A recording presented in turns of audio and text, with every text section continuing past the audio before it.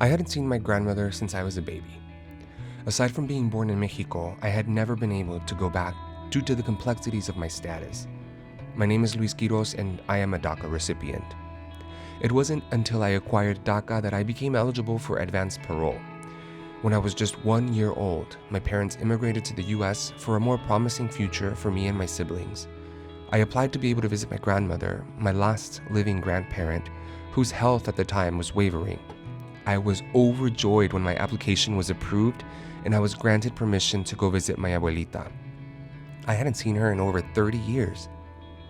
I stayed at her home in Cihuatanejo, a little fisherman town off the coast of Guerrero, Mexico. For the first time, I got a first-hand experience of the lifestyle, the vibrancy, the culture that I had only heard about in stories and seen in pictures and videos.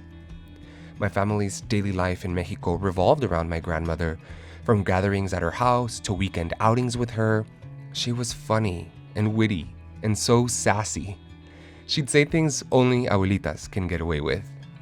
It was also beautiful to see her interact with my mother and to witness their relationship. Listening to her tell stories while my mom braided her hair. My trip was not long enough to make up for all the lost time, but I did not take it for granted. Just over a year after my visit, my grandmother was laid to her final resting place, a loss that still weighs heavy in our hearts.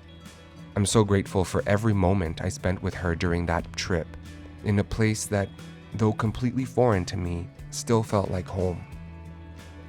Traveling on advanced parole can seem daunting, but it was so worth it to see my grandmother. I encourage eligible DACA recipients to learn about the opportunity and take advantage if they're able to.